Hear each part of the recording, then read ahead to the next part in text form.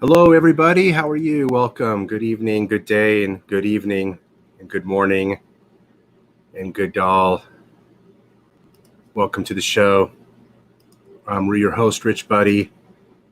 I just jumped on here last minute. I just was able to get on with my own show time. So thank you for joining. We're going to talk some watches today. We already got a bunch of folks backstage. And Bud's going to unbox his Sky-Dweller with us, his solid gold heavy hitter. He's going to unbox that with us here in a minute. So without further ado, let's bring in some watch chaps. What up, Weekday Hustle?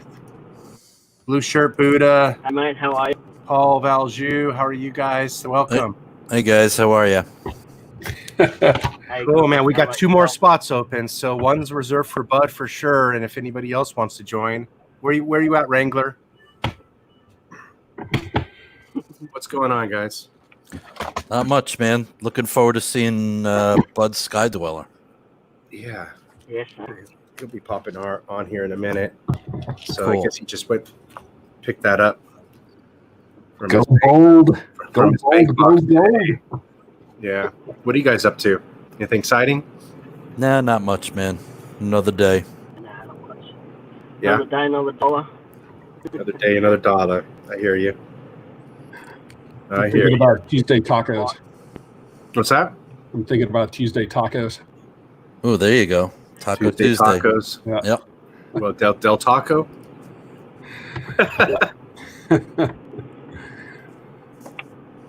What watch to wear with tacos? What are you guys wearing right now? I got my my Omega Speedy, vintage Speedy on. What do you guys got going on? Nice. I got nothing on. Yeah. I got nothing. I got my modern Speedy on. Cool. What are you wearing, Paul? Every time I wear. Yeah, I'm wearing actually my first gen enamel dial Seiko. Okay, cool. Yeah, hand painted enamel dial. That's kind of a cool thing. For a second there, I thought you were gonna say first gen Vacheron overseas, and then I realized, hey, none of us have that in theory watch. Exactly. One of us is gonna have to bust that whole thing. I was just going through some old photos of mine, and I was looking at that exact wrist shot of that chronograph, that Vacheron chronograph, in a boutique before the show started, and I was thinking, wow. Yeah, it's a cool watch. What's up, Bud? Hey guys, how's it going? Hey, Bud. Hey, Bob. Just trying to get set up here with my headphones, so you should be able to hear me in a second a little bit better. All right, cool. No Just worries. talking about that Vacheron there. Yeah. At my local down the Gold Coast, I was offered 30% discount with that. With the blue dial, the 3-hander. Really, So 30%? Wow. 30%, yeah. Wow. So That's awesome. Yeah, it was crazy. So I never That's bought a it. lot of money. But, That's about what, $5,000 off, is it? Or yeah, I think it was. If I remember correctly. what's that watch go for? It's about 36,000 $19,500. Australian dollars. Okay. And so what's 30% of that? Yeah, that'd be About $6,000. $9,000 almost. Yeah, about 9,000. Yeah, no doubt. Wow, that's a lot of money. Yeah. Yeah. Well, that's good to know. And, you know what? Good to know that's the brand new one too. Well, that's it. And you know what scared me off? It didn't take much negotiating to get that 30%, which scared me because I thought, oh well, if they're willing to take that much money off, Yeah. is it going to be one of those watches? If I fall out of love with it, I'm stuck with it, you know. So. Of course it will be at that price. Sure. Is this Yeah. This is the blue VC that we're talking about. Yeah, Gen 3. Yeah, mate. Yep. Wow. Yep. Brand new one he's Yeah, talking about. 30% off at the AD. I mean, I would It not was have the guessed one that. with. Yeah, it was the one with how you get the 3 straps. You get the rubber, the leather, and the bracelet. And that was offered to you before all of the coronavirus and all of this stuff, right? I think it was around about. It was like January or February 2019. Sure. So just after Christmas last year. Yeah. And Hey, what's I up, only Zane? just started collecting watches. So Hey. sort of Cool. Wow, know so nothing about them. that in theory just got real. Yeah. Yeah.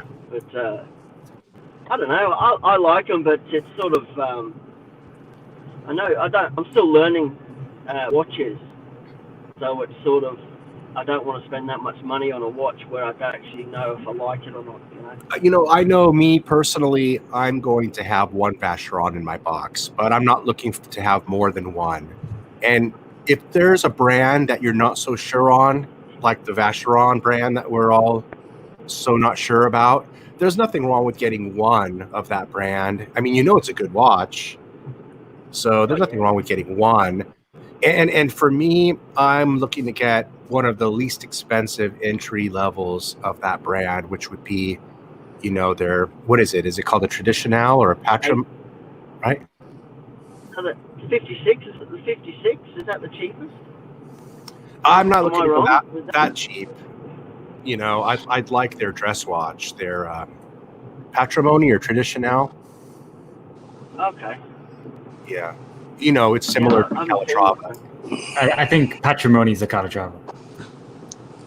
The one with the sub-second dial is the one that I like. Yeah, the Patrimony. Yeah, I love that one. It's a beautiful watch. It is. It's and I've gorgeous. thought about it. I mean, I have my rose gold Calatrava from Patek.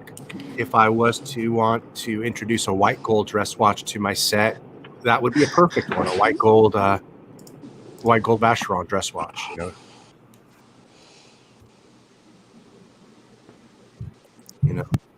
And if you buy it secondhand, you're not gonna eat shit on it reselling it. Yeah, that's the thing. Like, if you buy smartly, it's not going to be too bad, is it?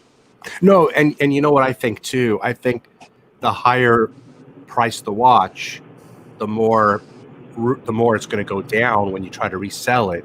When you get into the entry level Patek Philippe's, for example, or the entry level Vacherons, there's a floor. There's the lowest they can go to. It seems like it, like a 5196 Calatrava. It doesn't go low. Yeah. It doesn't go below 14.5, 15,000. Right. That's about as low as it goes. So Right. with the low entry level cost high end watches, I think you're pretty safe. They have a bottom floor because you know why? That nobody wants to say, hey, you can get a Patek Philippe for $7,000. It would really hurt the brand's image to be able to have the ability to buy any Patek, even a 50-year-old one, for $7,000. So they all have a floor, right? Yep. Yeah. It's like everything, isn't it? It's even like the Ferraris here, like in Australia, cars are really expensive. And example, the 360 Ferrari, I don't know much about them, but they went down to like almost $80,000 Australian here, and now they're creeping back up. So that was their floor. So pretty much the same thing, isn't it? Really? Yeah. Yeah. I mean, like if you look at a Lenga Datograph, that watch is $100,000 MSRP at the AD, and you can pick it up for $45,000 secondhand at a Gray. So if you're gonna have to resell it to a dealer, I mean, what are you gonna have to resell it for? 37? Probably around 37. Yeah. Yeah. Well, what would the margin be on, like, the dealer would be asking for at least 20-25%, wouldn't he? Yeah, I figure. I think they're going to want to make, $8,000, have a little bit of a buffer in case it goes down 10%. So, maybe you're going to get rid of, maybe you can buy it for 45 and sell it for 35 back to them. I would say 35, 40 is a bottom floor for a datograph, But you see how much it goes down. It goes from $100 to $45,000 right away. Whereas if you bought a Lenge dress watch, a $25,000 or a $20,000 three-hander, how much does that go down? It doesn't go down as much. What's You don't have as what's much that risk. Lango what's that Lango that looks like a t-shirt? What's that one? Is it a datograph, is it? No.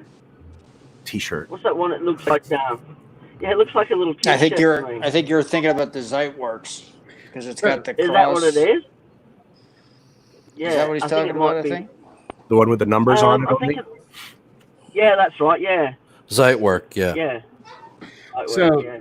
that begs the question, Rich. That's an interesting question.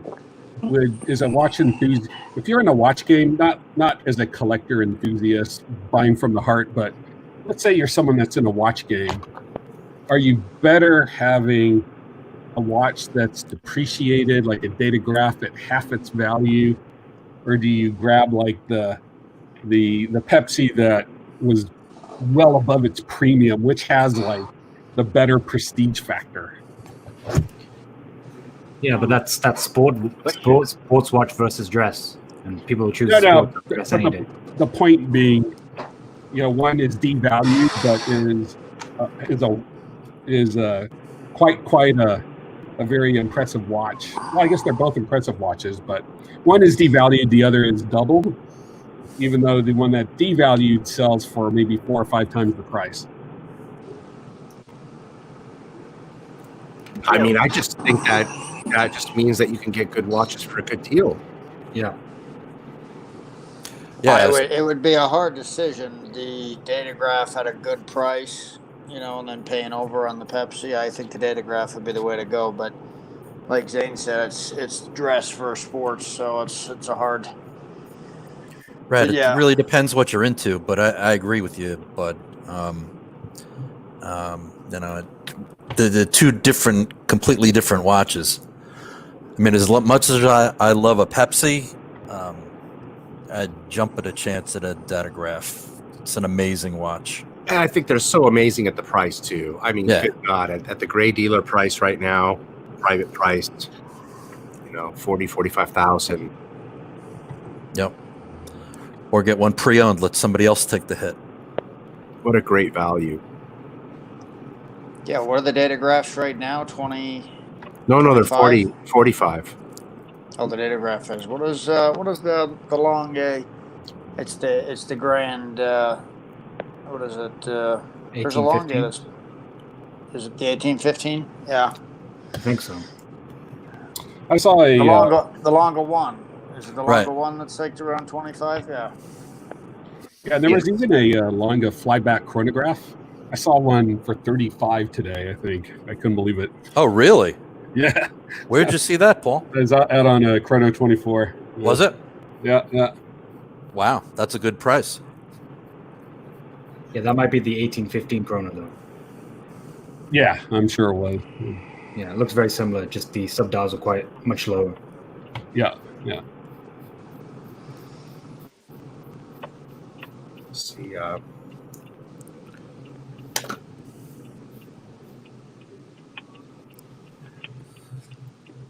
Let's take a look on Chrono 24. Let's see what we got. Although I haven't really seen a whole lot of great deals. I don't know about you guys, but it seems like prices are staying pretty good. Mm. David SW. David SW.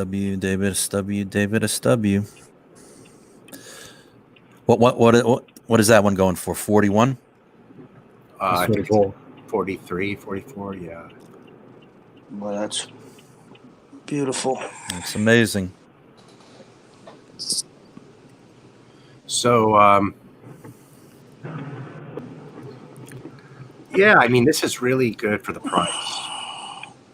I think if you're looking to spend $45,000 on a watch, You'd be hard pressed to find a better value for your money, huh? Yeah, you can't go wrong.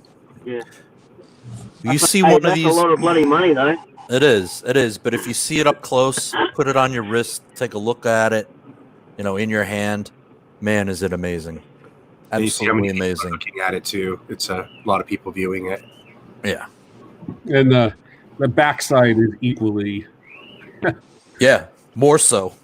stunning. Do you think those Chrono 24 views things are real or they're like fake? Because I've seen some strange numbers sometimes. I don't know. That's a good idea. I've never thought about that. I mean, you have to work to make things fake, Yeah, they're buying bots just for views of a watch. No, I think they could easily set up some sort of algorithm just to put up a random number of views, right? When you click on something. Anything's possible, I guess. Just to maybe like try to entice people look, there's so many people looking at this, must be a good price. Let me just call that person and buy it, right? Yeah, it's possible. Yeah, I've bought several watches off Chrono 24. And How have you? Yeah. Like actually add to cart or just calling the deal afterwards? No, right off Chrono 24. I investigated the actual watch boutiques. And I do my homework, and I'm like, yeah, it's a real boutique. These guys are real. And then I actually prefer to do the transaction through Chrono versus the boutique directly because you got the protections, right? Yeah, they give you quite a bit of protection. Mm-hmm. So if you're falsely advertising a watch on Chrono 24, those guys would come down on them hard just because they seem pretty reputable. The main office I've dealt with.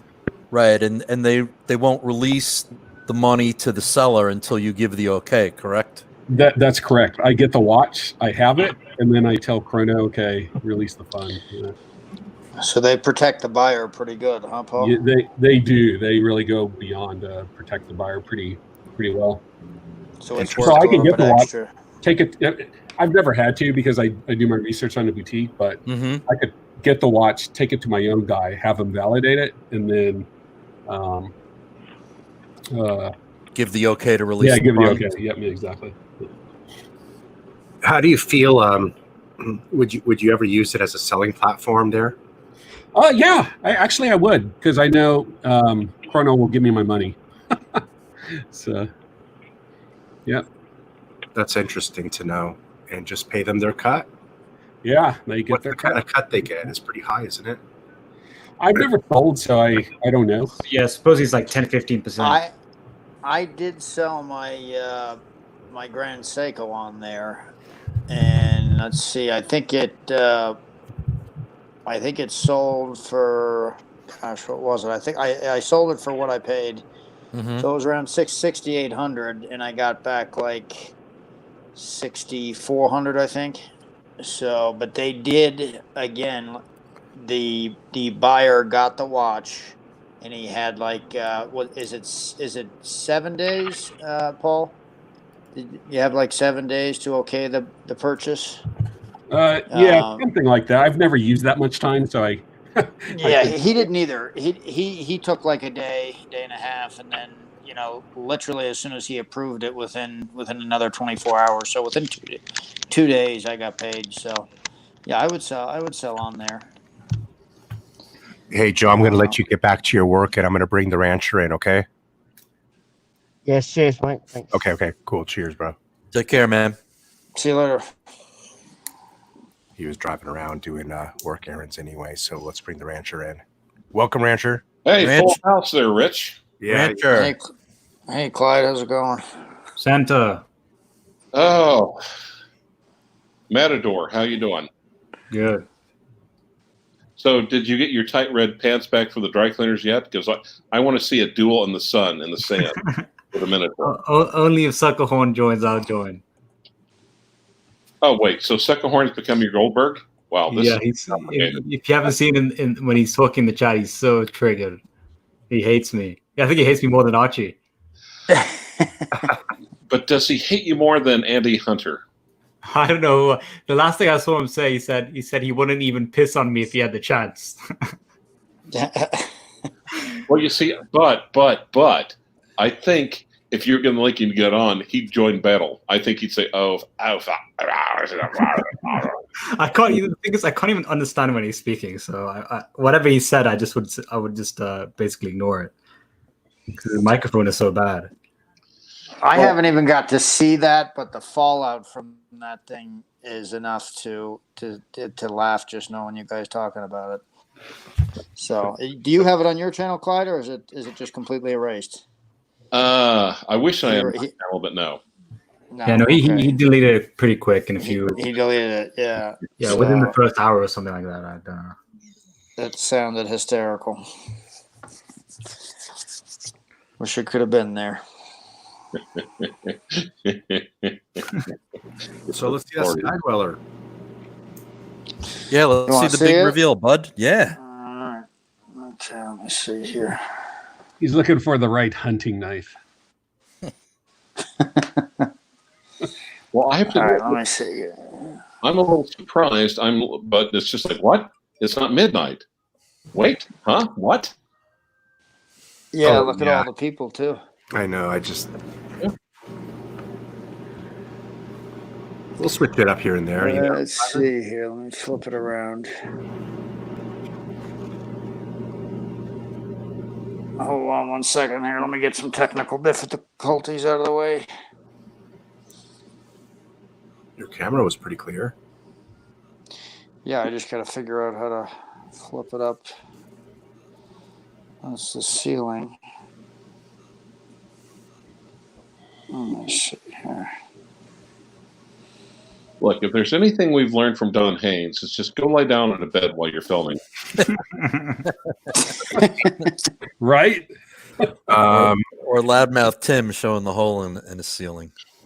Yeah. It's literally the worst case of ceiling beetles I've ever seen in my life. Yeah, I haven't seen anything like that since Simon Crane hanging out in his bathrobe. I love Simon Crane. He was awesome. Yeah. Super Sticker Nanza. How do I flip the camera around? Like, well, is anyone here under the age of 50? I'm looking for a setting. But did you double tap your phone? I'm not on the phone. I'm on the iPad. Let me double tap and see if. Hey, Rich, on your behalf, I actually wrote Simon Crane an email to see if he would come on as a guest one night. Oh, cool. Shit. I watched that one video. It was pretty funny. It was neat. I got to check his channel out. But that video you sent me, I did check that out. But at the height of his popularity, he just up and left YouTube. He was finished. Oh, he's not on anymore? He's not active? Yeah. Oh, I see. He's come on every once in a while. As he would put it, talking bollocks and occasionally politics and whatnot. But he's kind of he's like, well, I've got my date just or my OP, I've got my Submariner. What else do I need? I don't see a setting for switching cameras on any. So it doesn't flip around. Okay, so earlier when I did it, it was. So let me just see what this does here. Hold on. Really, you can't flip the camera around on your iPad? Nope. Won't let me do it. So let me. There you are. That's me, but I don't. Let's see. Hold on. Irish gangster.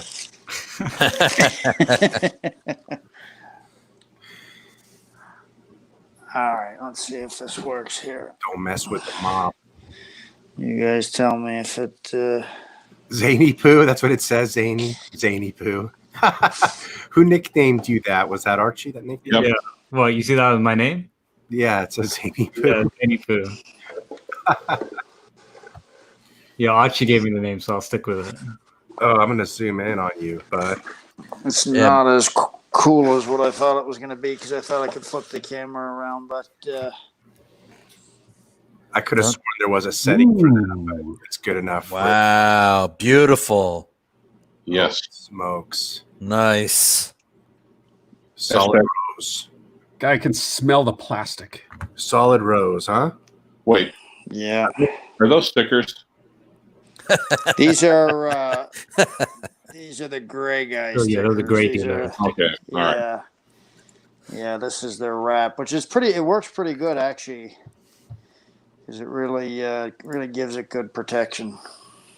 Actually, you know what I almost think I could do? If I could find some way to replicate the Rolex stickers, send your watch to me, and I will put stickers on it.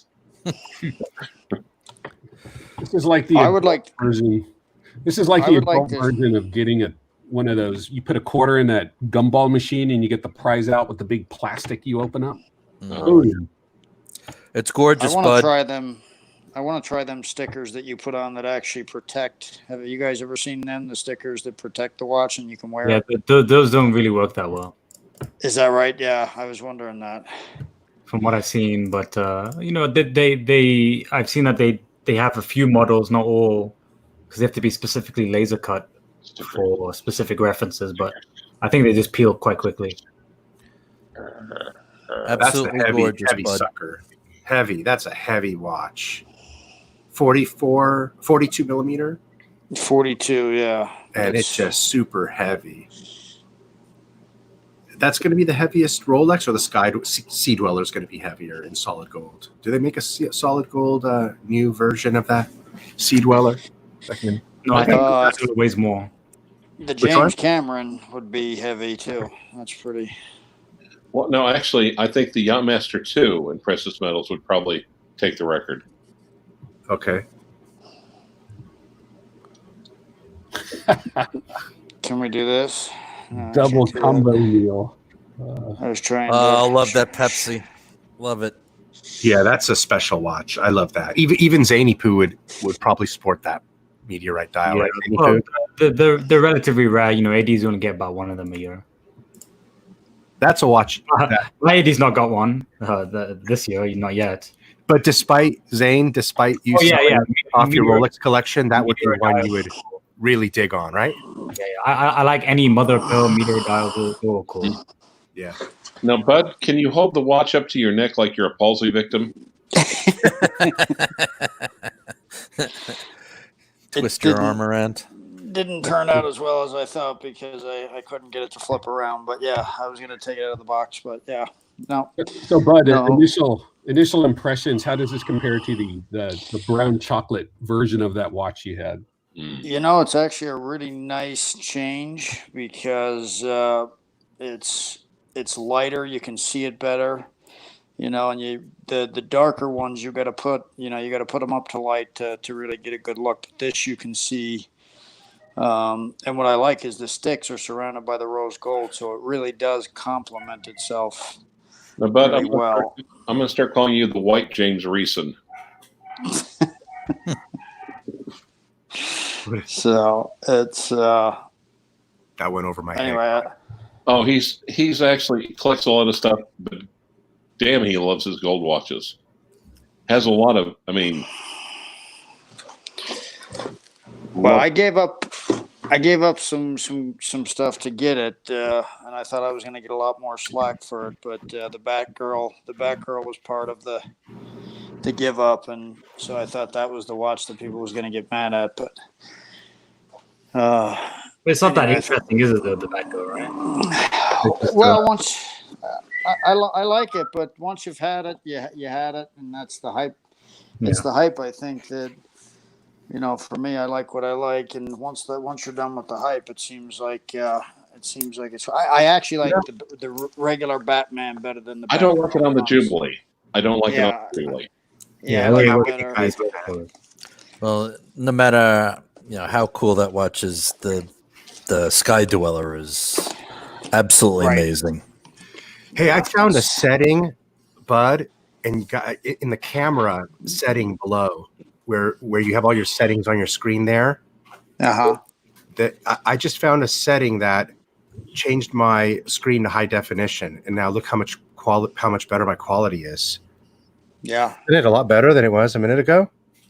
Oh, you can change it? Yeah, that's a new feature I just seen. So now I'm at 720p, and it was a lot shittier before, to be honest. Nice. That's pretty sharp, actually, I think. Yeah. Compared to what it was. Yeah, that looks really good. Well, congrats, bud. Man. Yeah, congratulations. That's a beautiful watch. Congratulations, man. It's it was. Like I said, I wanted the rhodium dial, and But once I got this and I actually seen it, Nice, it was. Zane. There you go. I love the 5712. Beautiful. Yeah, it's beautiful. That's beautiful, Zane. No, I hate this cam. It's a 1080p cam and it fucking sucks. Okay, I know. And well, you know what it is? Actually, Zane, your camera's being limited. Yeah, I think it's more for like a face camera, right? I assume. It's being limited by the stream broadcast. Oh. But they're going to eventually make the stream broadcast 1080, and then 1080 will work on here. Yeah. But you need to change the setting from 7 to 720 in that camera setting below. Yeah, it is on 720. But I think it's more. I think it tries to for face cams more. I think, but I don't know. See, that's what I was before, 480, and then here's 720. Yeah. It made a difference. I just find with dials like that, it's very hard to get a good picture anyway, so. Yeah. Yeah. I'm at the age where I don't really appreciate high definition. What? Oh, I hear you. hey, No, Paul is still on here. Little Shepherd blur effect, Paul just said he was going to spend a couple of $1,000s on his bracelet for his new watch. Which watch was that, Paul? Actually, it's not a new watch. I have the Blancpain 50 Fathoms. Yeah. And I've had it for a couple of years now, and I've decided to splurge on the bracelet for that. Yeah. So I'd like to know a little bit about that. So this is going to be an original OEM bracelet, and that originally fits it, and it costs that much. What's the ticket on that? Yeah, it's actually $3,000, but my AD's getting it for like 24. Okay, interesting. Yeah, and I was watching. I've seen a lot of reviews on this bracelet, and I was, I was watching Tim Mosso do a bake-off between the Sea-Dweller and the 50 Fathoms on the bracelet. Mm-hmm. And after I saw that video, I was like, crap, I need it. And I missed that about the Sea-Dweller, but I think the 50 Fathoms has far, far more personality. Mm-hmm. So once that bracelet's on it, oh man, it's gonna really check the boxes. It pops on the bracelet. Yep. Yeah, that's the reason why I wanted to ask you about that, is because that makes me feel so much better, because for spending $2,000 on this stamped steel bracelet from 1968. Folded. Huh? Folded at that. It really is worth it. For a while there, I was thinking, what my dad said to me when I ordered it, and he said, "You're a crazy son of a bitch for spending $2,100 on a watch bracelet." Hey, you spent $2,400 on that brand new bracelet. I'm spending $2,000 on a vintage collector bracelet. I think it's worth it. Yeah. How much does it sag? Huh? The sagging, how much? Close the clasp, and then put it to the side. Let's see how much it sags. This? Yeah. No, this is in pretty good condition. This is pretty good. Yeah, I guess it's okay. Well, Rancher, it's like the bracelet you got for your Navy themes Royal Oak. I was going to say, you guys are making that watch. You guys are making me feel hella better about that one. This Zane has a curve to it. See where they have to fall on each other and like that. So it's not the same as a Rolex, I don't think. Yeah, I was just thinking about it. The old dates. I mean. Yeah, because see, it has like it's see how it's not level. Mm-hmm. So they naturally fall anyway. So it's actually tight. Is that a brand new factory? No. This is stamped 1971 inside. So no, the question I'm asking, was it restored by a watchmaker, or was it new stock, old stock? Yeah. No, it's a used bracelet, just in good condition. Just in good condition. I bought it from someone on the Rolex forum. Some of the watchmakers, I was looking at a Root Bear, and they had what they did with the bracelet that was in great condition. They took titanium pins and they reinserted them into the bracelet so it wouldn't stretch and it would preserve the validity of the bracelet. I see. Mhm. Kind of like what they do with ceramic pins with the new days. Right. Yeah. So this is You a know, 1039. You think about dropping a few grand on a bracelet, right? And then I felt much better when I heard, so like FP Jorn or some of the Patek steel bracelets sell for like $20K. So we should feel pretty good. Yeah. But Well, I can tell you, it made all the world difference to me wearing this on the bracelet. It just feels so different. It makes the Absolutely. watch. It just feels like I have the real watch now. Yep. I love having the option of having the bracelet or the strap. And I mean, it just looks so good on the bracelet, bro. It does. It does. Forget a It's an NATO awesome strap. watch. Oh my gosh, forget a NATO strap. Yeah. I just figured too how hard it was for me to locate one of these. Yep. Imagine 10 years from now how hard it's going to be to locate one. For 20 sure. years from now. Yep. 30 years from now. Forget about it. It's always going to hold its value, that bracelet. Wow. No, you did the right thing, Rich, for sure. But I was thinking what Paul said last night. I remember him saying he's going to spend over $2,000 on a bracelet. So it's not bad. That's how much they cost. Rich, look, I keep telling you this. Just go out and find a 321 on the bracelet for like $5,000. Jesus. Yes. Yeah. Not everybody has your wrangling skills, Clyde. Yeah. I almost look. I actually was going to do that. There was one that was worth doing that for. It wasn't a 321, but it was another 861 at Bob's Watches. But the tax messed me up. If it wasn't for the tax, I would have bought the watch, sold the head of the watch, and then kept the bracelet. Gotcha. And I would have gotten a better deal, but the tax killed it. I mean, we won't ask Bud to melt his bracelet down anytime soon. But you know something? European watch company, oh man, they had such a good deal on a 321 like yours, Clyde. I'm sure it sold. I'm not even going to look in the for sale section. I'm going to look in the sold section because there's no way it's still there. Yeah, it was a really good deal. It was an unbelievable deal. How much? It was $9,000 for a 321. Not bad. It with a dot over 90. It was unbelievable. It was sold right away. I know it was sold right away. There's no way it's still there. Let's go to the Omega section. Well, I was going to say Mackenzie sold his 806.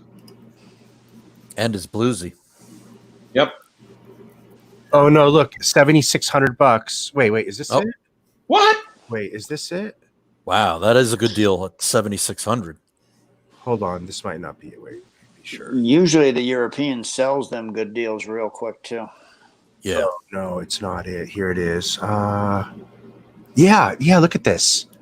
$7,200, guys. Tell me what you watch. Am I missing something here? I'm going to pull it up. It's on hold. It hasn't been sold yet, but it's on hold. Look. Hey, Yeah, we see. you see what?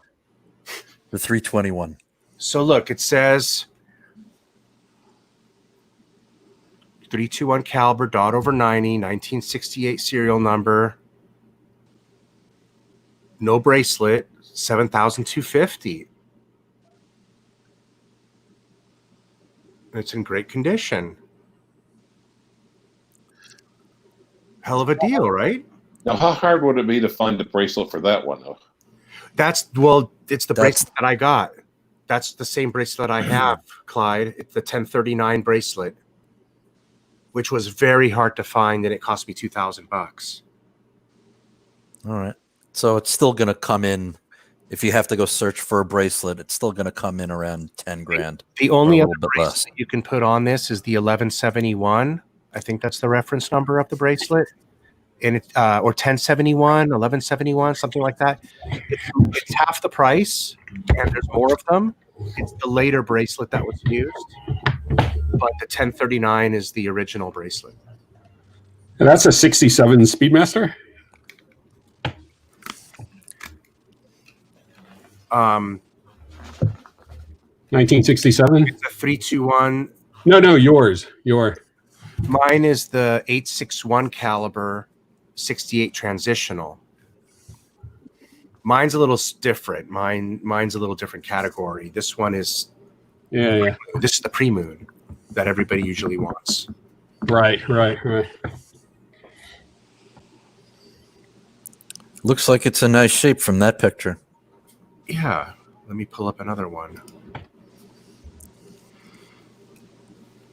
But if I didn't have my 861, which I love to death because it's rare because of what it is. It's way more rare than this watch. But if I didn't have that, I might have gone for this one here, tried to negotiate a little. I might have gone for this one and then tried to get a bracelet for it. Maybe. Because it's a pretty good price, I think. Yeah. Then you find pop the back of it, find a Canuck, get the extract from the archive from you. They'll have a picture, I'm sure, of it open here. They did They said they had archives on this, didn't they? Yeah, there's the archives right there. Yeah, it said in the description. Yeah. If you ever decide to unload that Speedmaster, Rich, I'm going to cheat on my birth year. What's your birth year? 67. Oh, okay. Yeah. Actually, do you know what year my watch was made? 67. Yep. 63. 67. And the bezel, you told me that, Clyde. On the last time we were on, you said that was 67. So if you ever unload yours, call me first before Rich. Yeah. So and then they had another one. They had one like mine. Okay, now if I do this, there's two rules. Number one, okay? Two simple rules. Number one, you have to, whatever price we agree upon, you have to tell Dr. BBW and Tampville that you paid half that much. And then, number two, you have to tell Archie. And number two, you have to tell Archie you paid twice that much. Right? I thought you was going to say number one, we don't talk about the watch club. Now, see, here's another one, but it's an 861. It's not a dot over 90. And they want more money for it. I'm not sure why they don't want us. It's got the bracelet. So it doesn't have the 1039 bracelet, but it has that other bracelet I was talking about, the 1171. I mean, that adds $1,200 or $1,000. Yeah, that should add about $1,200 to it. So that would take the watch down for the watch head. That would take it to about $5,500. That sounds about right. $5,500 is what the watch is worth, and the bracelet brings it up to $76. But it's not a dot over 90. Why would you buy this over the 321 we just looked at? I don't know why you would, unless you really wanted the bracelet. It's got basically the equivalent of a service bracelet on it. So, right, it's got a service bracelet. Looks kind of like a presidential bracelet, doesn't it? Yeah. And a service bezel. It's a service bezel too because it's not the dot over 90. No, Golden Bubba says this one says original bezel. Original bezel? Wouldn't the original bezel be a dot over 90? Yeah. What's the reference on? Diesel. No, it says original black dial. Is it a 105.012-66? It's a 145.022-69. That's 69. Yeah, so that is the transitional. The one right before it was the 105.012-66.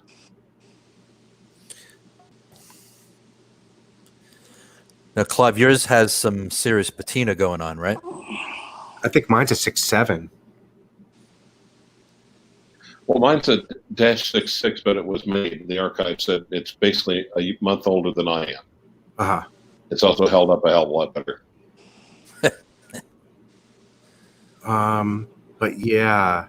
So I think this has a service. It says original bezel, but I think the original bezel would be a dot over 90. I'm a little thrown off on that one here in this one. Yeah, and it's pretty darn clean for original bezel that age.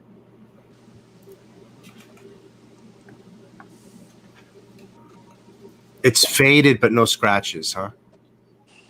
Yeah.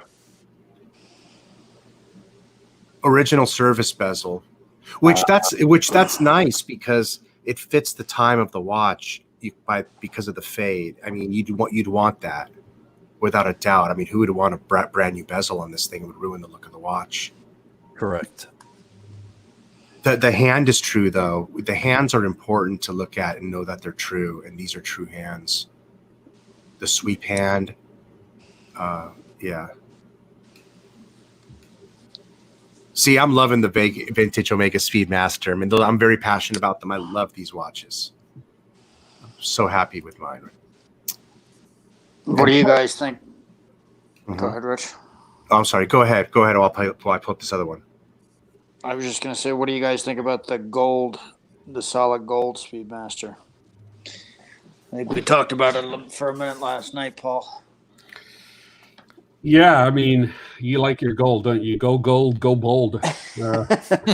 I just seen somebody on Instagram had it the other day. Somebody had just bought one on Instagram, and I think it's got the orange bezel.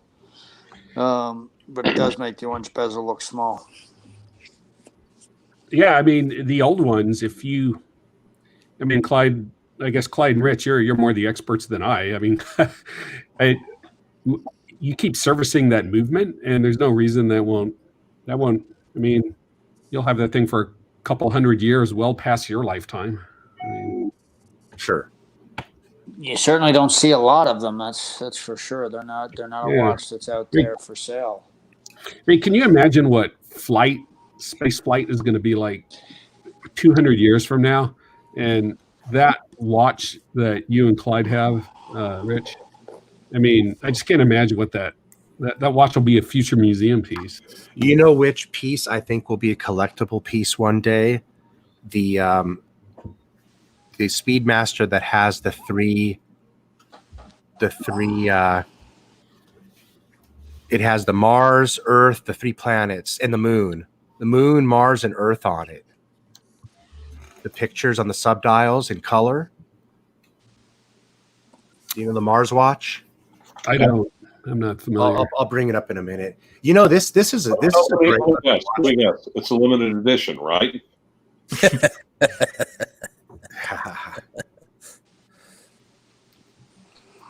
It has a great this 321 has such a great dial on it. Looks good. Yeah, it'll be fun to think about. So in a couple hundred years, can you imagine looking back? Is it going to be like the first generation Apple Watch where technology moves so fast, you're like, who cares? Or is it going to be like muscle cars? Yeah, no one will give 2 seconds for it.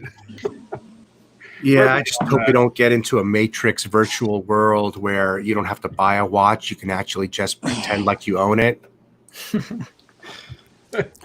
Or make one on your 3D printer. I just hope we get out of Corona this year. Yeah, you and me both, bud. You get past that. You guys ain't seen this one here? From the Moon to Mars watch? Oh, I love that one. Oh, okay. Yes. I like that's cool. Yeah, that's cool. I like that one. I like it. Elon Musk should be wearing this watch. That's pretty sweet. So what model is this? I think that's the best looking. So I would say that I would say this is going to be a collector's watch one day in my mind. I like it. I would say it would be. Is that a limited? I don't know. Is it limited? Yeah, it has to be. Come on. Okay. Limited to 10,000. 10,000. Okay. Well, that depends. Does it have you can look for something on the dial. What is that? Oh yeah, Omega. They have it looks like they have more than one, huh? Look at this blue one. What is that? Huh. I have no idea what that is. Or that's just maybe a different color. That's just. I was going to say, is that just because it says Moon to Mars on it too? So I don't know. That's the special.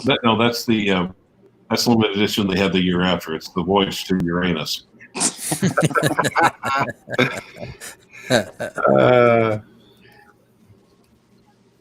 So that watch right now is going anywhere from around 7 to 10 as well. That's from the moon to the Mars. Is it? Yeah, on the European watch, they've got one for 8,000. Really? For speedies, I would say that's holding its value for that model. Yeah, I'd say so. It's nice. It adds some color to it. Really Right. does. It does, actually. It goes quite well. I've noticed the Ultraman; those are bumping up in price. Yeah. Oh yeah, that's the one we were talking about last night or this morning that you said you have to get for sure. Last night, yeah. From a superjet, he comes from a million miles away from a distant planet land. God, I can still hear the goddamn theme song. Yeah, I don't know why I never saw that show ever when I was growing up. Because you had adequate parental supervision. Yeah. or the very beginning of the show when it starts with the twisty lava lamp. Yep.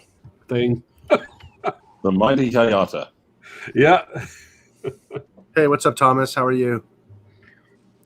So for those of you that are wondering what the hell Rich is talking about, for me, the Ultraman is one of the first 3 TV shows I remember in my lifetime. It goes back to my very core childhood. So just based on that, I have to have the Ultraman at some point. That's cool. Yeah. Yeah, without a doubt, you have to get that one. And it's only going to just keep going up in price. So it's one of those watches you just need to get it like right now, you know. But this one I like. I like this a lot. This one I just passed is the one that they took up to the space station this past week, right? That's the new one, right? Yeah, I seen the astronaut, Bob and Doug, when they went up a week ago after the first astronauts to launch from USA in 10 years, right? Mm-hmm. They were one of them was wearing this watch. Okay. Yeah. What do those pushes on the left do? Are they just fake, or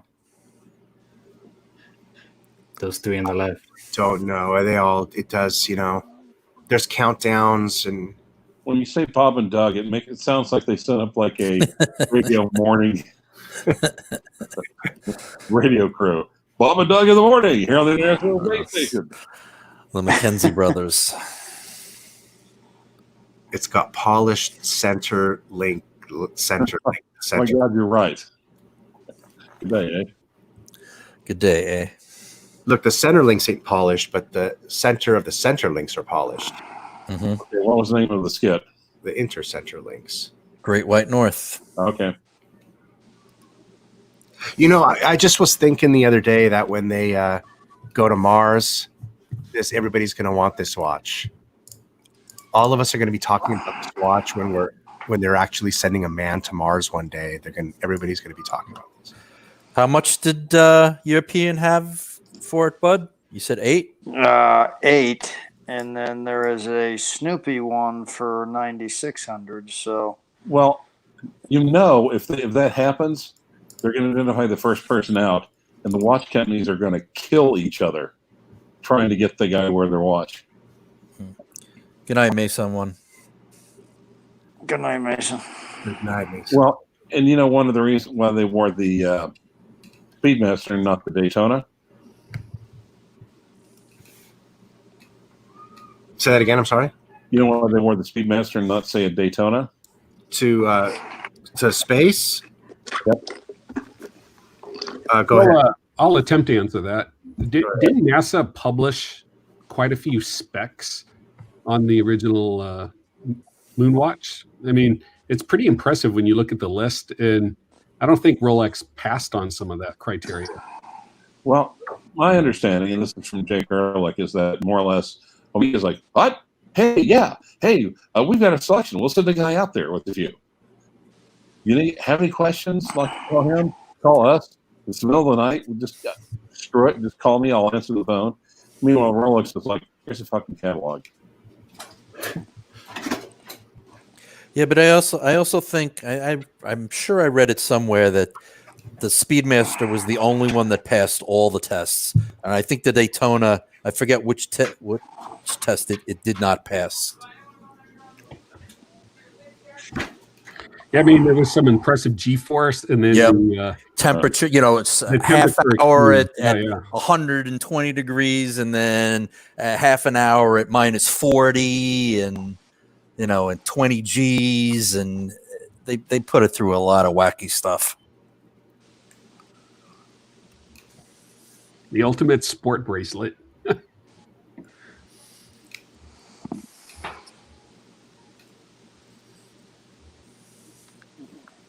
Well, here's the funny part. Go ahead.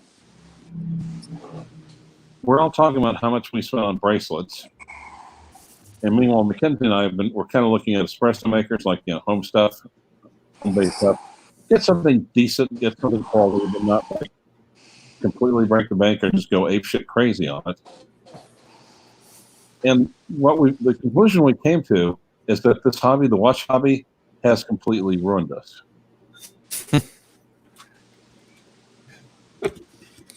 So you're saying F it, I'm going for the fancy espresso maker.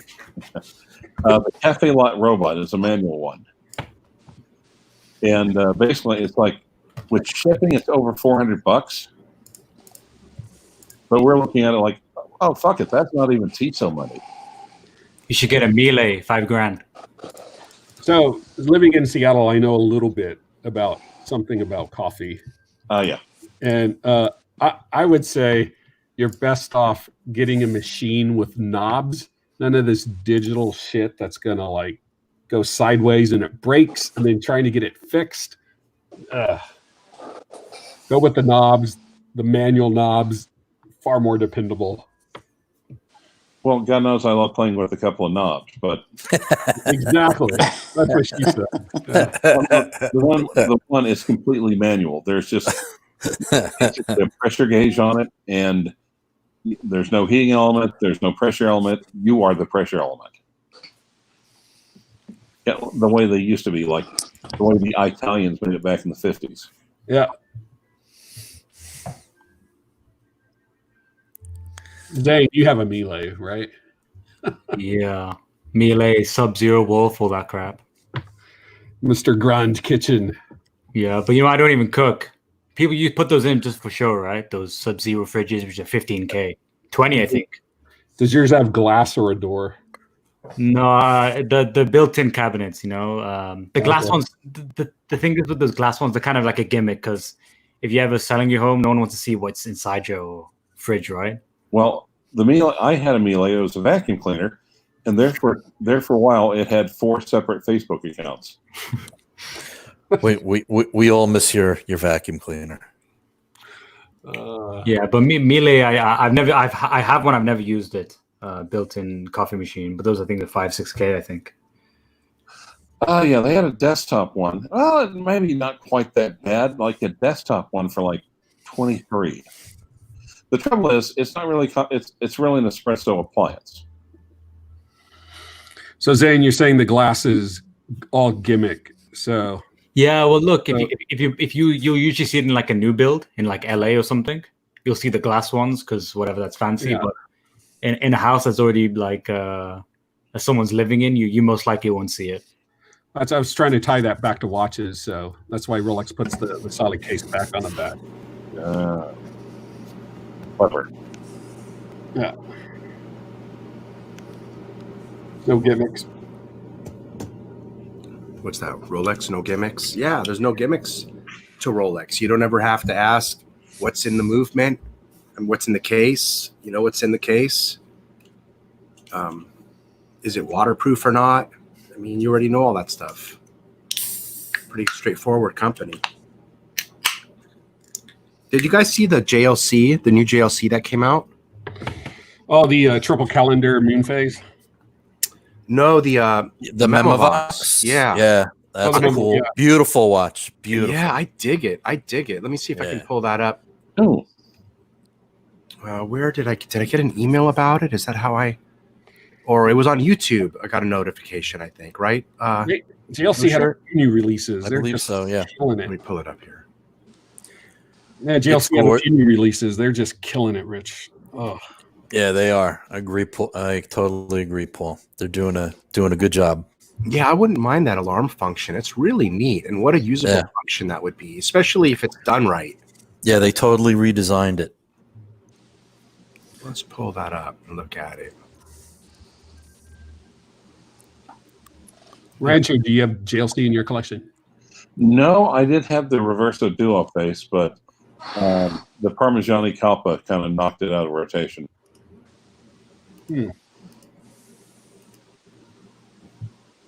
Here, check this out. That's a good looking watch. Yeah. very much so. The dial makes me think of the Claude de Ile from yes. Yep, you're right, Claude.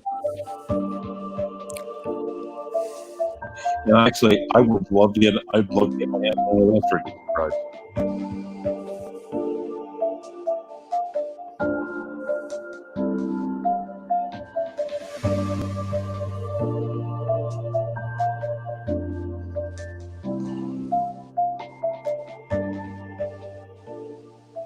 Yeah, that's a damn good looking watch.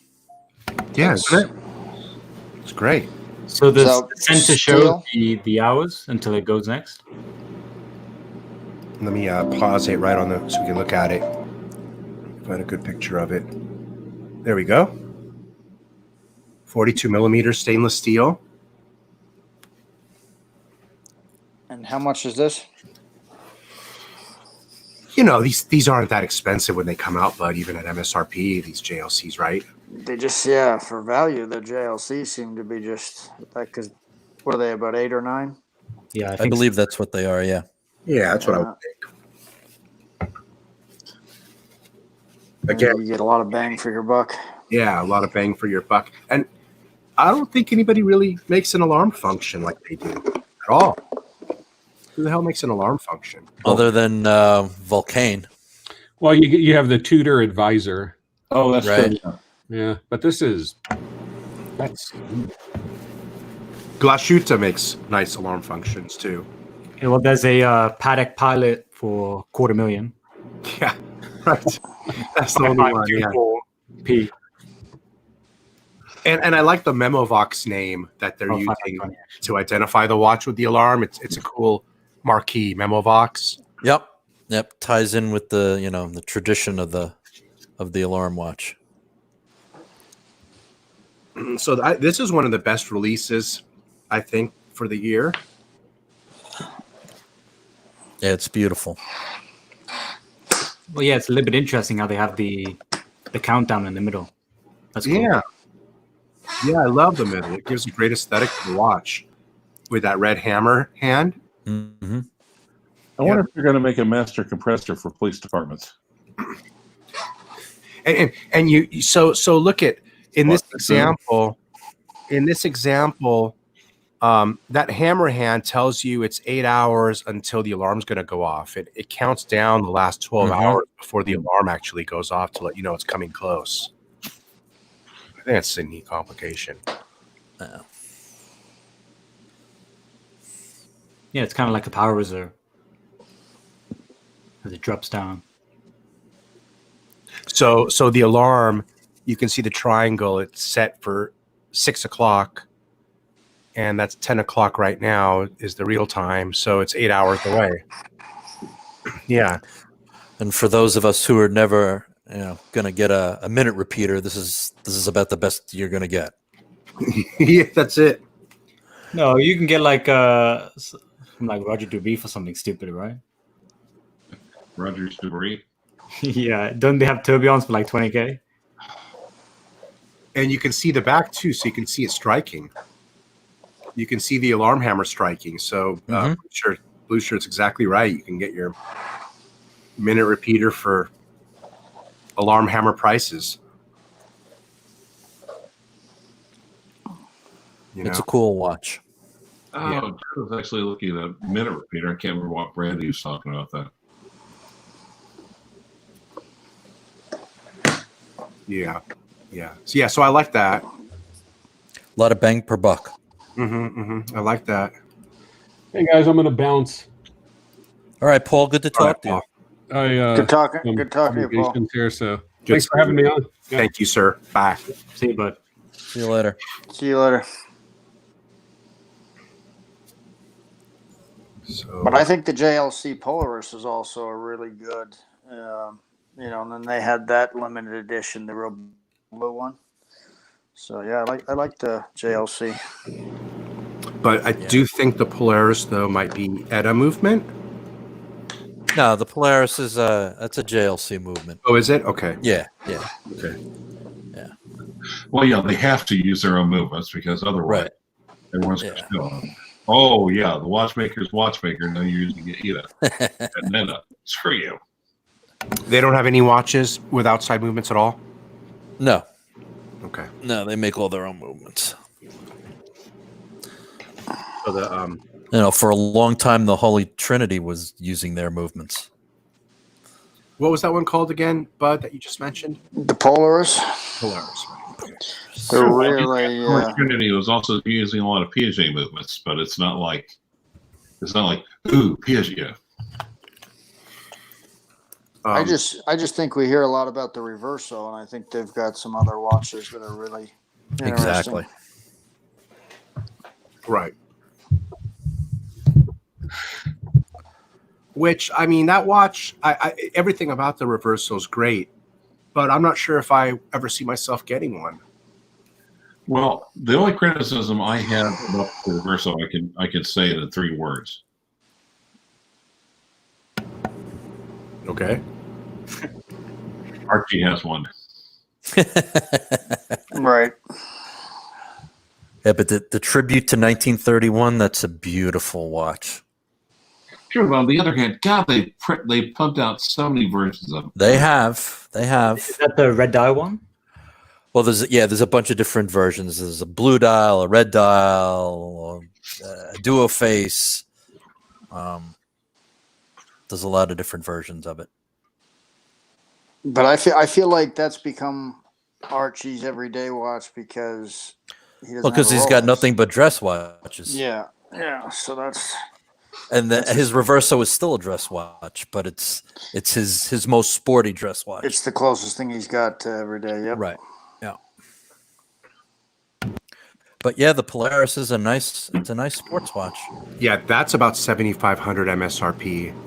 Yep. But it looks like the memo boxes, you got to add $5,000 to get one of those. 12,500 to get into memo box territory. Well, I think it's worth it though. Those are beautiful. Yeah, agreed. I knew it. But you can actually on Chrono, they've got a full bracelet one, a full bracelet Polaris for 5,900, brand new original box papers, everything. Oh, nice. That's not bad. Yeah, I think they're 7,500. So you could probably get a pretty good discount. But What was that, Rich? Was that 8-year warranty? What was that 8-year warranty, $7,500 for the Polaris. Yeah. That's nice.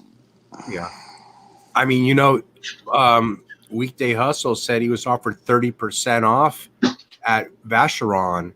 You never know if JLC would give you 30% off 7,500. That would be the price you were saying. I think you can get more than 30 on a JLC. You think so? Yeah. That's a big discount. Of course, I understand Vacheron really sells heavily in Asia. Apparently, the Asian watch market might not be the best right now. Yeah, probably not. The JLC or not JLC? That is the question. Haha. Funny.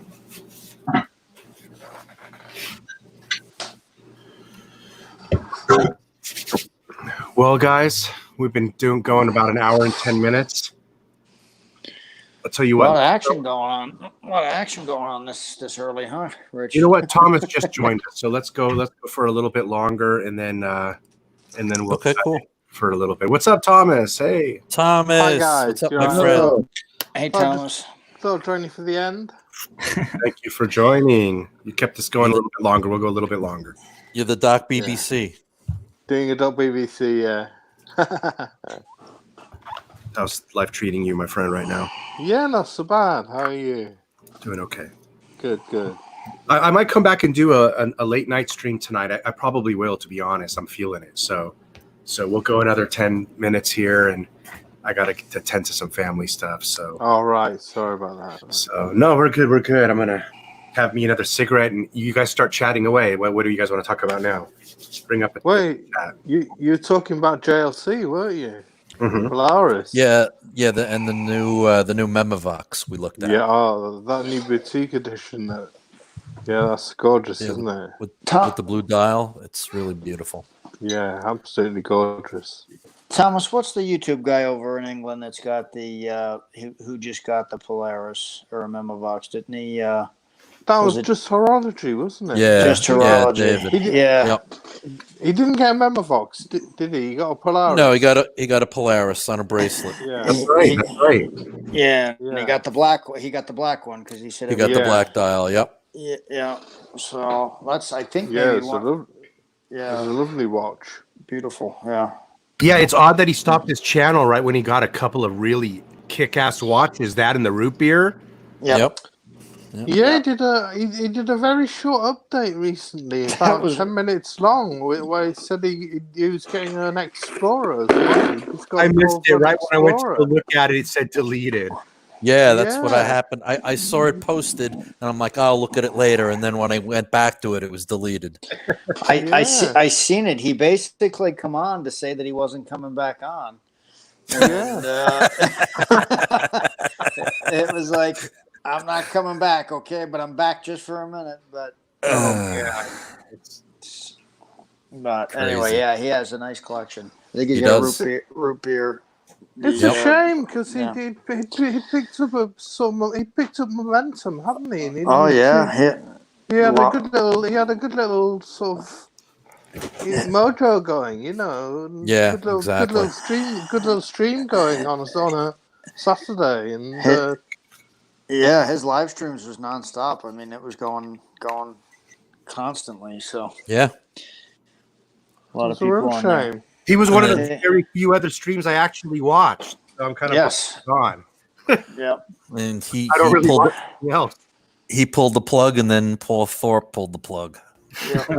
Well, I don't know the story behind that one. What happened with Paul? He was not happy with the views he was getting, and wasn't happy with the way YouTube was not promoting his channel. So he said, "Screw it." Was this Paul actually quit? I'm sorry. Yeah, well, he's gonna do some random videos here and there, but he's pretty much doing more lifestyle orientated videos now. He's taking a step back. You should go back into the watch game. Doing more videos for more fun rather than leisurely videos rather than for taking it so seriously. Yeah, I think so. Yeah. He took on a lot real quick. I noticed when he got back with like the other watch companies that was advertising, and then he was doing the show and everything. Yeah, the show and everything. That was a lot of work, I'm sure. Yep. Yeah, he used to just make videos in his I don't even know what it was, a Fiat. Yes, in his car. Yep. Yes, it was a smart car. Yeah, wasn't it? It's a Mercedes smart car. Oh, was Apparently, there's work to this stuff, right, Rich? I guess apparently you can't just show up and talk like we do, like most of us do. You guys got to put work into it or something. Yeah, if you want to. I mean, well, if you're doing videos and if you're doing daily videos, and there's going to be a lot of editing goes into it, and a lot of time. A lot of time in editing. Yeah, a lot of time. Yeah, and absolutely. That's why behind the scenes stuff that we don't see, you know, that a lot of time and effort that takes out of your daily life, you know. And I prefer to put 4 or 5 hours into a live stream, than 4 or 5 hours video editing and not do a live stream. A lot easier, yeah. You get a lot more gratification out of it. It's a lot of commitment to do editing and stuff, and No, I know 30 minutes. if I was really hip and knowledgeable on all the editing stuff, I'd probably do it more often. But I mean, it's more of a social life, the live stream thing, isn't it? It's more. Yeah, it's just a bunch of buddies hanging out talking. Yeah, absolutely. Real time. I'm into real time. Yeah. Yeah. Exactly. Yeah. I mean, I can understand the gratification you get out of a product whether you put time into of the editing and stuff, and you get a really good video and you get a lot of hits on it, but it's a lot of time and dedication, effort that people put in. Right. And I really appreciate the time that people put into good videos. So when I watch them, I mean, you've got to appreciate it. Yeah, Weekday Hustle's doing a few live streams now and there too. So he's on Australian time. So right. Usually I'm actually asleep when he's doing them though. But yeah. And then Thomas and Blue Shirt, I've seen you guys on. Is there a secret channel? Because that's no secret. No, that's okay, no all secret. Right. No. So Flippin' Zippo, maybe he was just joking with me. I said I seen your video and it was good, and he said, yeah, kind of a secret, but he must have just been messing with me. But yeah. But those have been fun. Whose review did you guys do? We did Smoke Eaters. Smoke Eaters. Right, yeah. Right. That was a fun video. Yeah, he's got a cool collection. Yeah, some great watches there. Man, I have to set up some streams with some guys. Abdul is one. He sent me his entire list. I think some 30 plus watches, and he wants to come over here.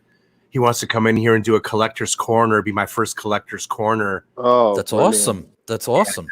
And so I've got to take that on. I got to take that challenge on. Who's this? Great one, Rich. Abdul. Yeah. Oh, okay. All right. Abdul R watches. Yeah, and he's got amazing stuff. There's a lot of thought into everything he gets. So. Wow. Yeah, he's a nice guy. So. We want to look forward to, guys. Yeah. I'll have to set it up with him. Definitely. Yeah. I'm pretty sure it's the same Abdul because the email is different, but I gotta confirm that it's Abdul R watches, right? But I know it's Abdul. I don't think I know two Abduls at the moment. So Abdul from Germany. Yeah, right. Yeah. He's like in the Black Forest in Germany. Yeah, what a cool place to live, huh? Yeah. Wow. Yeah, that would be Black Forest, Germany, huh? In the Rhine. Yep. And Zane, where are you at again? Dubai, but I'm usually in Canada for half the year. Okay. Wait, is there any riding in the Black Forest? That went over my. Riding. Rich, you should hire Mimi T if she's looking for a job. She'll be your content sidekick. Creamy tea. Yeah. Creamy tea. Zane, my son wants to visit you in Dubai. He says, "Let's go visit Zane in Dubai." Oh, I want to visit Zane in Dubai. Yeah, that would be a fun place. Yeah, as long as you can take the 40-degree heat, then yeah, sure. Yeah. Most people can't take it when they come. It's like it's like a huge change for them. What's that in 40 Celsius? I don't know what that is. I'd have to convert in that. Fahrenheit. Yeah, I forgot that formula. I don't know, probably over 100. Yeah. We hit 91 here today, 91 Fahrenheit today. Yeah, California gets quite hot, right? 30, 35, something like that. Yeah. Yeah, California gets hot. Yeah. Now, Zane, have you ever heard of Sam Kinison? Do that again? Sam Kinison, are you crazy? Of course. Hey, guys. 104? Oh, so 104 is not bad, Zane. We can all handle 104. When I visit my buddy in Palm Springs and we go to the casino up there, it's 112. So that's another few degrees Celsius more. Yeah, and Phoenix, it's 120, and Phoenix is ridiculous. Yeah, it's hot there. Yeah. It's Is that true, Zane? You have to hide all your wives if we're going to come visit you? Yeah, I've got to hide all the wives that Archie says, and I've got to somehow make all the slaves disappear too. But there's hundreds of them. I don't know. The harem. Oh, that's funny. So, Bud, I was looking at your watch earlier, and that sparkles, absolutely shimmers, doesn't it? Thank you. Gorgeous. Yes. Yeah, and honestly, I know I said that before, but with the Breitling, but the pictures do not do that watch justice. You got to see it in person to really, be able to see the rose gold around the stick dial and stuff. Oh, it's gorgeous. I'm sure. Just the way it sparkled in the light is gorgeous. Yes, yeah. That's what's different about that compared to the deeper dials is they don't, you got to get the sun on them, but the sparkle you don't get with them. Why is that, Craig? Craig, why is that, Craig? And then 93 today in South Carolina. It gets that hot there? Damn. Oh, wow. That was hot, Logan, huh? Florida gets around 100, but it feels like it's 120 sometimes. Yeah, with the humidity. Yeah, with the humidity, yeah. So I seen Roman Sharf over there. If he can handle it, I think he's from. It's usually so hot that we have to put shades on our our AC condensers outside. Right. Yeah. Keep them working. Yeah. I see. That would be interesting. I wonder what the lifespan would be. Oh, nothing. They burn out in like under 5 years. I've replaced dozens of them. Wow. But on top of that, you've got the AC contractors here are all dog shit. So if they're installed incorrectly anyway, they'll fail quick anyway. So Man, do you know what? That's a common thing. That's here in the United States too, Zany.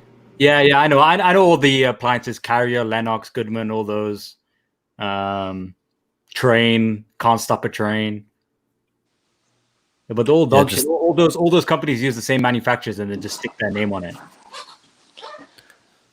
Francisco's in Orlando. That's 95. Is that where you're at, Francisco? Did anybody hear about this? Watch and Pray says, did you hear about Rolex winning the case against La Californienne? No. No. Yeah, what was that about? Is that about the Stella dials, was it? Yep. Well, or aftermarket dials. And Rolex basically saying they weren't doing enough to differentiate the fact that they're aftermarket. Right, yeah. At least they were doing a lot, weren't they? Yeah. Yeah. Interesting. They were nice as well, some of them. If you're into Stella dials. Well, in California, you got an alligator as well, right? The straps. Yeah, no more of that. Yeah. I'm not sure where that exactly is at, but yeah. All images featuring colorful Rolex watches have been scrubbed from La Californienne's Instagram page and its other social channels, temporarily suspended as the custom watch company has managed to settle the lawsuit of that Rolex filed against it, which was jointly filed judgment by consent and permanent injunction. The court has signed off in favor of Rolex against La Californienne in connection with trademark infringement, counterfeiting, and unfair competition lawsuit. What about Artisan de Genève? Because they're doing some crazy stuff to Daytonas. They should get the same hit then, right? Yeah, I would think so. They're doing like open work, Daytonas, Submariners, and all that. They should. I didn't even know what California is. I never heard of them. I know about Artisan Genève though. Does that mean what about like that Project X watch, right? The Project X Rolex. So are those gonna? If you can grab some of those now, might they be valuable? Interesting. Maybe. Yeah. Because they'll get a cease and desist, right? They'll tell them to stop. Yeah. But I know those Artisan Genève ones sell for crazy money. They do. They all do. All of those ones do. Yeah. They do. I know steel and a gold version. I think they do Submariner, and I don't know if they do any other ones, but those are the two I know they do. I don't know what the retail is, but I assume it's 2 or 3 times the price of a regular Daytona. Yeah, About things like Bamford and stuff like that, then. Yeah, but doesn't Bamford just stick just a dial, right? They don't do anything other than that, do they? The PVD code. Oh yeah, they do the coding too. Yeah. Here's one right here. See that? Black gilt dial. Wow, black gilt dial. Yeah. You should So Google that's- the Daytona ones. They do the crazy, the open work ones. That's badass right here. I mean, look at that. That's nice, isn't it? With an Explorer It's dial. beautiful. Is that worth 23 grand to you guys? No, Tribute to 5513. It looks like they polished the case differently too. Maybe give it a little bit a different. A different look. Yeah. Hey, I It's want to get a Black Bay 58, but I don't want to spend $20,000. Can you guys help me out?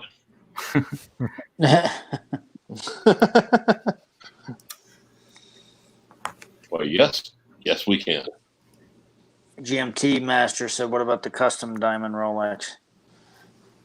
That's something I don't think they can stop. I don't think they... DIW best custom Rolex. Well, Rex, thanks for having me on, but I am fading fast.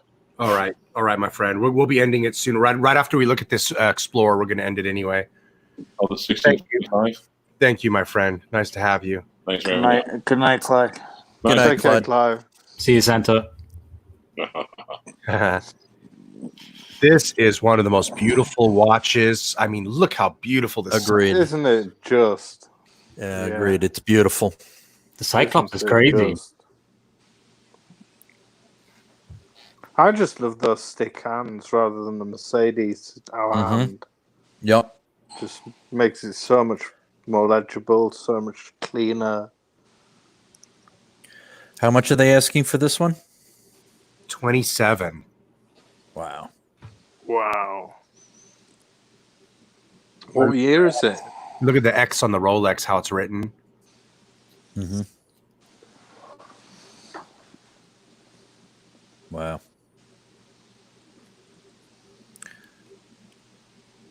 That's nice. It is. Yeah, these won't ever come down in price, will they? No. There's paint on the hands. On the hour hand.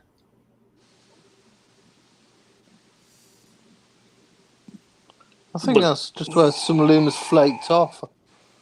Looks Oh, like you some, think so? some flaked Yeah. off, yeah. That's what it looks like.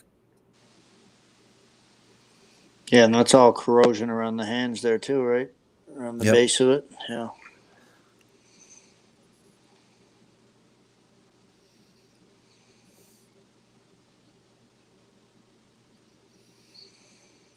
So you think the Explorer will get ceramic? I hope Well, not. they're going to do something with it. I Yeah. hope not, but they're going to do something with it for It's- next year. It's the It's anniversary. Anniversary, right? Yeah. So Yeah. they're gonna do something I with it. think a green GMT hand. That's a good guess. Yeah, That's a I think good that'd guess. be fantastic. Yeah. I'd be all over that. I mean, it's the only GMT with a steel bezel. Yeah. But how else are they going to reinvent themselves? They'll just come out with a ceramic bezel and say that's new. Yeah. They No, can't do I anything else. think Thomas has got it. They'll come out with a green GMT hand because it's a 50th anniversary. It's a Jubilee year. Right. And if they went ceramic and done some kind of green dial, it would probably look too similar to the Hulk and that. Yeah. The Kermit. They could do a green dial. You never know. Yeah, they could, especially if they're going to discontinue the Hulk. Yeah. Then you get one fan base switch from sub to Explorer, just like that. Yeah, absolutely. Yeah. But do you really think they're going to get rid of Hulk? It's such a cash cow. Supposedly that's the rumor. I think if they do that, boy, got hot. I think they're liable to go precious metal with it. Supposedly it's not in the catalog for next year. It wouldn't surprise me. They do discontinue things. Things move on. Or do a solid gold Hulk. That's what I was thinking was a solid gold Hulk. And I think it'd be yellow gold. I think it goes better with the green. Yep. That would go crazy. I think you'd see people go. I think there'd be just as big a line for that. Well, they already do the green dial GNT solid gold, don't they? Yep, but it's discontinued. So. And Daytona they did, didn't they? With the green dial. Right. Right, and that's still being sold, even though you can't find it.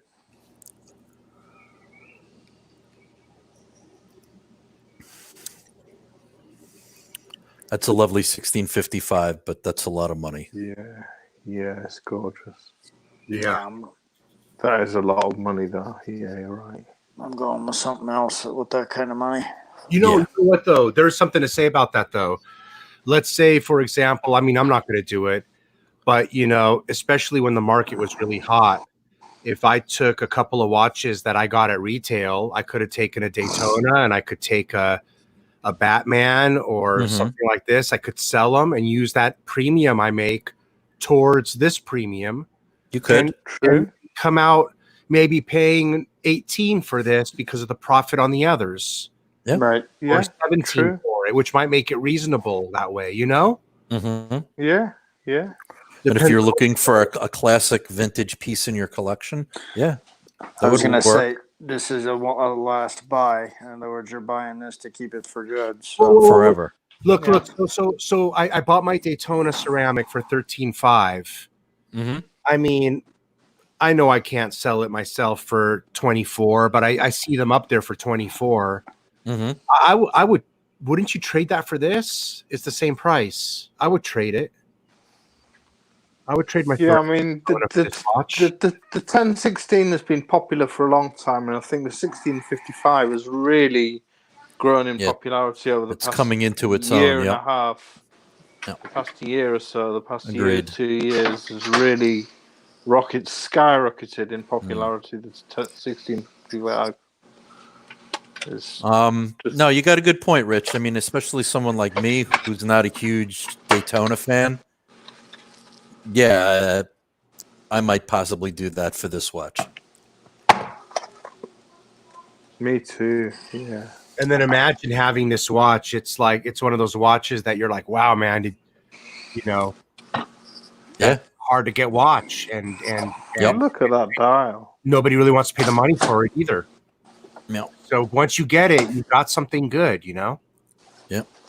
But Bud's right. This is a buy it and keep it forever watch. Absolutely. Yep. You only do that because it's you're looking for that last vintage piece. Wow. Yeah. Wow. And that you love it. Yep. What a piece.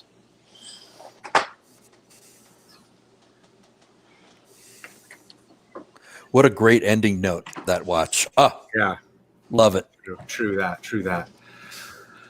All right, guys. Like I said, I know you'll probably all be asleep, but I might get up at 2-3 a.m. and do a stream. We'll see. No promises, but okay. Thanks for having us on, Rich. Right. All right, guys. Yeah, good time. thanks for having us on, mate. Good talking to you guys. Yeah, good to talk to you all, guys. Take care, everyone.